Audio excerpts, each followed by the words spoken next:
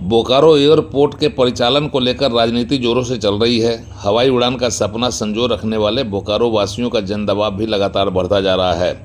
हर तरफ बोकारो एयरपोर्ट की चर्चा हो रही है।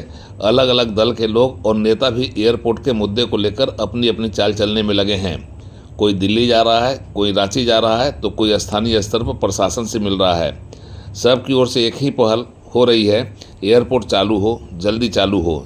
दिल्ली से रांची तक की दौड़ लगातार जारी है और एयरपोर्ट के संचालन परिचालन में जो भी बाधा है उसे दूर करने के लिए लोग तरह तरह से अधिकारियों को, मंत्रियों को और शासन में बैठे हुए तंत्र को जगा रहे हैं। उन्हें बोकारो एयरपोर्ट का महत्व समझा रहे हैं और 50 साल से अधिक समय के बोकारो के इस सपना को साकार करने का अनुरोध अनुनय विनय कर रहे हैं। भारतीय जनता पार्टी के नेता और प्रदेश कार्य समिति के सदस्य कुमार अमित ने झारखंड के राज्यपाल से मुलाकात की और उन्हें बोकारो के एयरपोर्ट के संचालन में हो रहे विलंब की जानकारी देते हुए उनसे अनुरोध किया कि वे यह पहल करें कि बोकारो से कमर्शियल हवाई उड़ान चालू हो सके।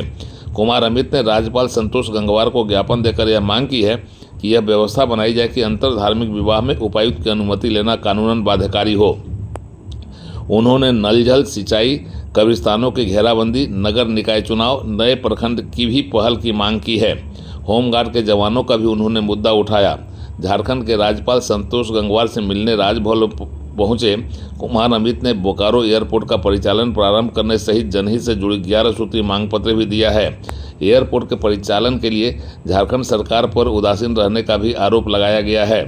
बोकारो एयरपोर्ट प्रारंभ करने को लेकर कुमार अमित ने राज्यपाल को बताया कि राज्य सरकार की उदासीनता के कारण ही मोदी जी की उड़ान योजना के तहत बनकर तैयार हुआ बोकारो एयरपोर्ट अब तक फंक्शनल नहीं हो पाया है।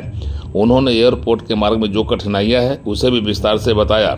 इसके अलावा वित्तीय अभाव में बोकारो सहित राज्य के जिलों के ग्रामीण क्षेत्रों में ठप पड़े नल जल योजना को समय में पूरा करने, कब्रिस्तानों की समुचित घेराबंदी कर इसकी आड़ में हो रहे भूमि अतिक्रमण के कारण सांप्रदायिक हिंसा और तनाव से बचने, होमगार्ड में महिला जवानों को बहाली के अनुरूप ड्यूटी में भी 50% आरक्षण का प्रावधान करते हुए होमगार्ड जवानों को ट्रैफिक ड्यूटी में भी लगाने और सरकारी, अर्ध सरकारी एवं निजी संस्थानों में भी सुरक्षा हेतु होमगार्ड को तैनात करने का सरकार के स्तर पर प्रावधान करने की मांग की है।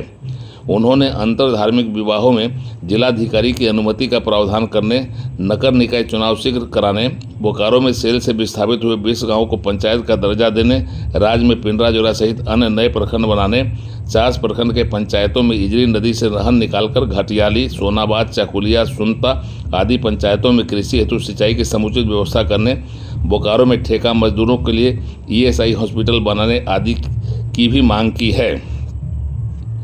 राज्यपाल से इन विषयों पर मांग करते हुए उन्होंने कहा है कि राज्यपाल महोदय खुद अपने स्तर से निर्णय लें ताकि आम लोगों को सुविधा मिल सके।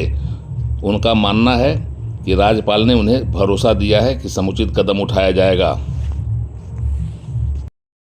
का एयरपोर्ट जो कि 2018 में प्रधानमंत्री जी के उड़ान योजना के तहत वहां भी शिलान्यास हुआ, पूरा इंफ्रास्ट्रक्चर कंप्लीट है, 2-3 साल हो गया, आज एयरपोर्ट संचालन नहीं हो रहा है। उसमें राज्य सरकार की उदासीनता के कारण छोटी छोटी कमियां, जैसे एम्बुलेंस है, जैसे फायर फाइटिंग का व्यवस्था हो, ऑब्स्टेकल लाइट लगाना हो, छोटी छोटी चीजें हैं जिसके कारण एक इतना अच्छा एक वहां पे जो सुविधा जनता को मिलना चाहिए उससे वंचित है। जबकि प्रधानमंत्री जी का वादा है कि इसको लेकर के साथ साथ बोकारो में के ग्रामीण क्षेत्रों में सिंचाई की व्यवस्था हो। इस सारे विषयों को लेकर के हम लोग आज महामहिम से मिले हैं और उनसे आग्रह किया है कि इन सारे विषयों पे सकारात्मक पहल करने की कृपा करें। रांची से उड़ान लाइव की एक्सक्लूसिव रिपोर्ट।